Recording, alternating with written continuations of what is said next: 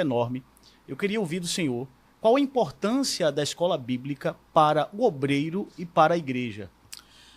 Essa trajetória, ela é velhotestamentária, né? Quando a gente olha para a história de Eliseu, lá em 2 Reis, veja que ele tinha já uma escola de profetas, né? Tinha uma escola de profetas e houve um crescimento. Então, ali naquele momento, quando um dos alunos convida Eliseu para ir junto, tirar madeira para ampliar a escola, então Eliseu foi com eles, né? Veja que tinha uma intimidade do profeta Eliseu com o aluno e do aluno com o seu líder. É claro que o aspecto formal, mais elitizado, diríamos assim, vem com Samuel, né?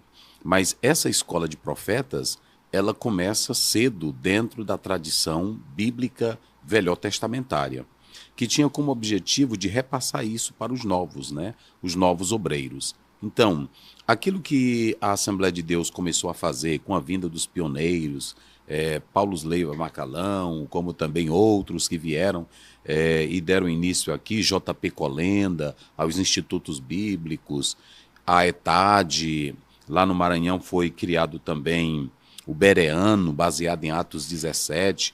Então, essas escolas, elas começaram a se desenvolver para a formação de líderes.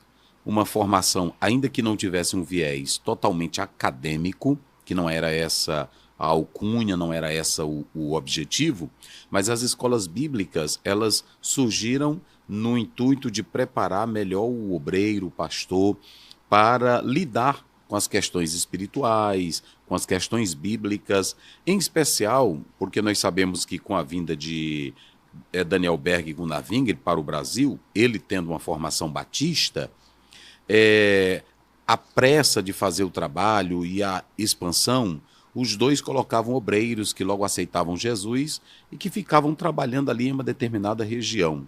Então, os que vieram de fora para o Brasil, trazendo institutos que tinham uma formação formal mais adequada, então eles viam a necessidade de fazer a instrução bíblica por meios de encontros, por meio de seminários, pelos escritos do Mensageiro da Paz, e foi se constituindo dentro das Assembleias de Deus essa questão da escola dominical, das convenções para a instrução dos obreiros.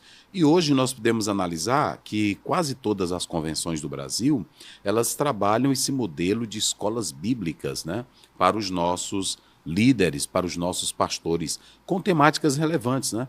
Frente à atualidade, frente à pós-modernidade, frente aos ismos, às novas teologias, às novas tendências, ou seja, elas visam despertar o pastor para determinadas temáticas que estão sendo tratadas. Apesar de que eu vejo que, eu disse ao nosso presidente da convenção, que eu vejo que hoje nós temos que também usar as escolas bíblicas para tratar temas mais provocantes para os nossos obreiros. Sim. Porque nós temos uma teologia que ela é inalterada, ela não muda.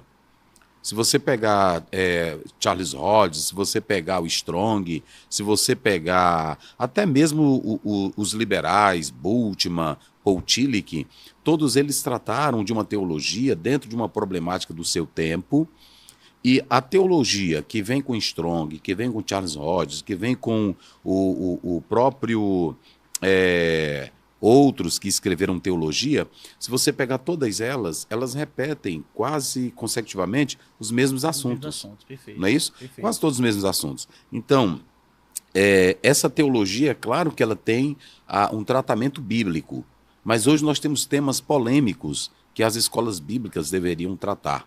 Como, por exemplo, isso foi tratado em algumas lições da EBD, mas nós temos obreiros que não tiveram uma formação acadêmica, que não sabem do aspecto metodológico, apesar de serem homens de Deus, de serem homens usados.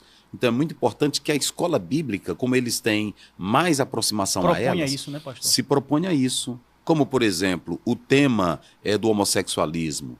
Como a igreja pode tratar isso? Como é que um obreiro vai ver essa questão?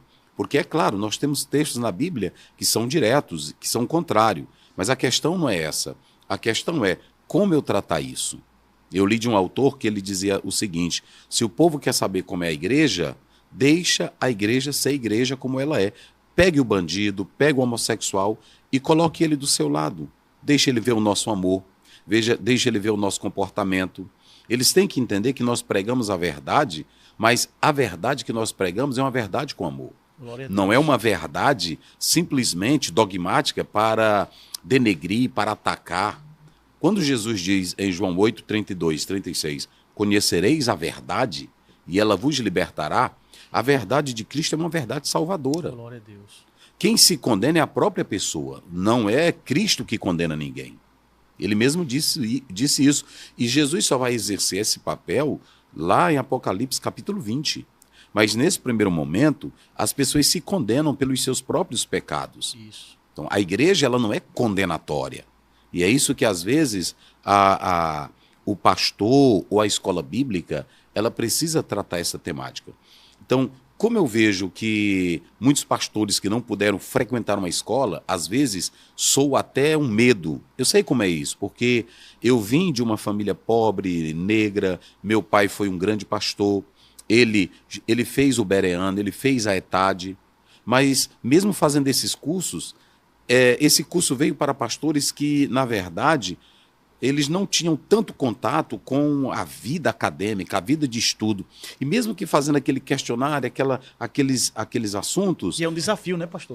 É um desafio. Pois é. Então, eu acho que as escolas bíblicas, hoje, como elas estão mais... o pastor está mais atualizado com ela, familiarizado com ela, eu acho que é o momento das nossas convenções trazerem temas teológicos que, na verdade, venham agora contribuir mais com a sociedade. Com a realidade que vivemos, né, pastor? Com a realidade que vivemos. Porque, principalmente hoje, com essa onda da internet, onde ela dá a voz para o vilão, para o tolo, para o louco, na internet é terra de faroeste. É isso. Cada um faz a sua autotutela, cada um faz a sua autodefesa. Então, eu acredito que esse é o momento. Aquela teologia que nós temos, como, por exemplo, nós já citamos aqui, essas teologias que foram escritas, elas permanecem a mesma, porque John MacArthur ele está certo quando ele escreve em uma obra dele, ele diz que ninguém ganha prêmio Nobel por teologia. Porque a teologia, ela é teologia. Se eu pegar, por exemplo, né, quem ganha prêmio Nobel é quem descobre uma coisa nova. Pois é. Mas não adianta eu querer ser bambam em teologia, eu querer ser doutor em teologia. É claro que essa titulação acadêmica, ela vem da escolaridade. Mas em teologia, ninguém é doutor em teologia. Na sua essência, ninguém é doutor em teologia. Como é que eu vou ser doutor de uma coisa sobrenatural? Pois é. É uma fonte inesgotável, né, pastor? É uma fonte, 11:33 de Romanos, ó profundidade das riquezas, né? E da sabedoria, de toda ciência. Quem vai penetrar isso, né? Alunos simples, né, pastor? Alunos Constantes sempre, alunos. sempre, porque é o seguinte, nós vamos ter coisas em Daniel que ele mesmo não compreendeu, e Deus disse para ele, fecha o livro e vai-se embora. Fecha o livro e vai embora. Por quê? Porque tem coisas dentro da teologia que nós não respondemos. Pois é. Não é isso? Então, a escola bíblica de obreiros, hoje, como nós temos uma participação maciça, importante, eu acho que agora, com todo respeito, mas eu acredito que os presidentes, eles deveriam agora se voltar para essas temáticas. Importante. Temáticas que nós deveríamos tratá-las com todo empenho. Por exemplo, trazer isso para a liderança e isso que fosse de um modo geral, para que todos nós falássemos uma só linguagem. Porque o que é conflitante? É conflitante porque em Recife eu tenho uma escola, no Maranhão eu tenho outra, lá em São Paulo eu tenho outra. Então, se nós seguíssemos aquilo que os judeus fazem, de pegar uma parachote, de pegar uma passagem bíblica e ler ela nos sábados, no Shabat, na mesma proporção que se lê em todo lugar, então seria muito importante. Então já imaginou nós tratarmos sobre a temática política, como a igreja se comportar, como o líder se comportar. Então todos nós, com todas as lideranças... Como orientar os seus liderados. Como orientar. Então vamos analisar qual a importância da igreja aliar-se ao estudo acadêmico, como é que o líder vai tratar esse assunto, como é que o pastor... São muitos temas importantes, atuais, que a teologia pode agora estar respondendo. Então eu acredito que as escolas bíblicas, elas deveriam. Eu viajo e participo de escolas bíblicas. Tem delas que eu saio alegre e delas que eu saio com pesar.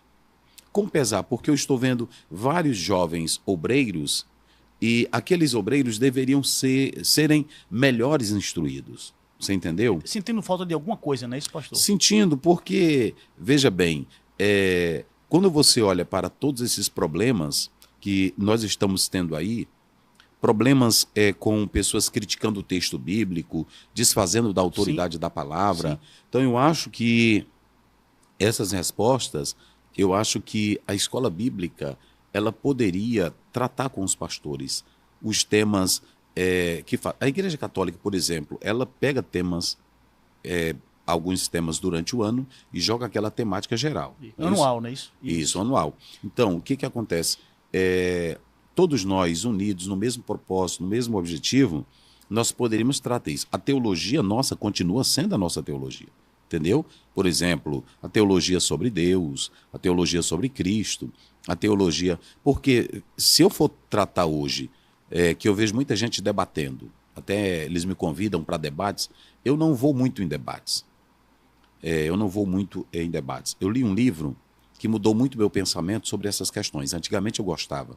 Mas no debate, sempre, quando é algo para instruir é uma coisa, mas quando é algo de competição, se torna ruim. Né, porque eu já vou com aquela ideia de derrotar o meu oponente. Não vai. Entendeu? Agora me diga qual foi o livro, pastor, que o senhor leu. Me parece que é Como Influenciar Pessoas ou Como Lidar com Pessoas. Como lidar com pessoas. E ele dá muitos exemplos disso, né? Inclusive ele dá um exemplo de um homem que ele era muito petulante, ele era muito arrogante, e as empresas não suportavam ele. E ele era vendedor de automóveis. Mas ele, quando queria comprar, ele vendeu automóveis, ele desfazia do automóvel daquela empresa. E ele ficava pouco tempo na empresa. Um dia ele participou, com esse autor desse livro, ele participou desse seminário com ele. Como lidar com pessoas, como ser elegante com pessoas, como não afrontar pessoas. E o autor desse livro, ele disse que um dia foi para um debate e derrotou um oponente dele. E ele disse que quando saiu no carro, viu ele lá fora e viu ele muito triste, desanimado. Então ele viu que ele ofendeu tanto ele e desmoralizou tanto ele que ele se sentiu mal com aquilo ali. Não valia a pena. Não valia a pena. Não vale a pena. Não vale a pena. Por quê? Veja bem, nós temos que ensinar a verdade. Ensinar a verdade, orientar os crentes, orientar os membros. Eu não convenço ninguém da verdade. É isso mesmo. Especialmente a Bíblia. Em João 16, 8, é dito que quem convence é o Espírito Santo. Nem o pastor convence. Se nós convencêssemos, a igreja não tinha problema. Isso. Não é isso? Então, o que acontece? O senhor é professor de teologia. Nós sabemos que ao longo da história, todos os debates que nós tratamos hoje já foram tratados. Pois é. Não é isso? E hoje a acessibilidade ao conteúdo, a esses debates, a esse material, é muito mais fácil do que antes. Não é isso? Pois e aí, para você ter uma ideia, nós temos a Trindade. Quem resolveu o problema da Trindade? Não é isso? Até hoje é verdade, e tiveram pastor. os credos que bateram o martelo. Sim, finalizaram, né, pastor? Finalizaram, bateram, Perfeito. porque disseram, não é isso aqui, pronto. Quem não quiser vai morrer. É isso mesmo. Não é assim? Sim. Quem não quiser vai morrer. Então, eu discuti hoje sobre as duas naturezas de Cristo. Isso é uma questão de fé. Não é isso? Pois é. Eu posso apresentar os meus melhores argumentos. Eu discutir a Trindade, eu posso apresentar os meus melhores, mas Charles Hodge, ele diz uma coisa certa. Ele diz uma coisa muito certa quando ele fala sobre esses debates. E o Roger Orson, na obra que ele escreve, História da Igreja, ele fala sobre essas questões. Então, a gente pensa que ficou tudo resolvido lá atrás. Eles trataram de tudo. Mas como a igreja tinha voz e tinha um apoio político, então eles diziam, aceitem isso aqui. Sim. E não questionem mais. Não era assim? Isso. Perfeito. Então você vê que o Calvino, quando ele está em Genebra, ele quer implantar a ideia cristã dele, mas ele implanta com ódio, ele implanta matando, ordenando morte. Competindo, né? Competindo. Então, são essas questões. Eu acho que as escolas bíblicas hoje, ela deve continuar com a própria teologia tradicional, a nossa teologia, que vem aquela prática que todos já sabem, né? Por exemplo, Deus, né? Os atributos de Deus, comunicáveis, incomunicáveis, os nomes de Deus, né? A doutrina do pecado, o que é o pecado, como começou o pecado, onde surgiu o pecado. Isso deve continuar, porque é a Bíblia. Não é isso? É a Bíblia. O que a teologia faz? Apenas sistematiza os Sim. assuntos que estão na Bíblia. Mas trazer à tona essas temáticas e fornecer as ferramentas para o obreiro. Para os obreiros atuais. Porque é isso que eu estou vendo. Às vezes, um pregador ele vai para uma escola bíblica. E é triste eu dizer isso aqui, mas o pregador, quando ele chega lá, ele quer impactar. Ele quer que fogo caia. Ele quer o movimento. Mas ele tem que entender que aquele obreiro que está ali, ele vai estar no outro dia no campo, na cidade. Ele tem contato com o homossexual, com a lésbica, com o bandido, com o feiticeiro, com o macumbeiro, com o engenheiro, com o arqueólogo. Dependente químico. Com o dependente químico. Então, como ele vai responder isso? E 1 Pedro 3,15 diz: santificai a Cristo em vossos corações, estando preparado para responder com mansidão quem pedir razão da vossa fé. Então, como é que eu vou responder? Eu acredito que as escolas bíblicas hoje elas podem trabalhar essas temáticas muito importantes para a vida do ministro. Eles são apologéticos.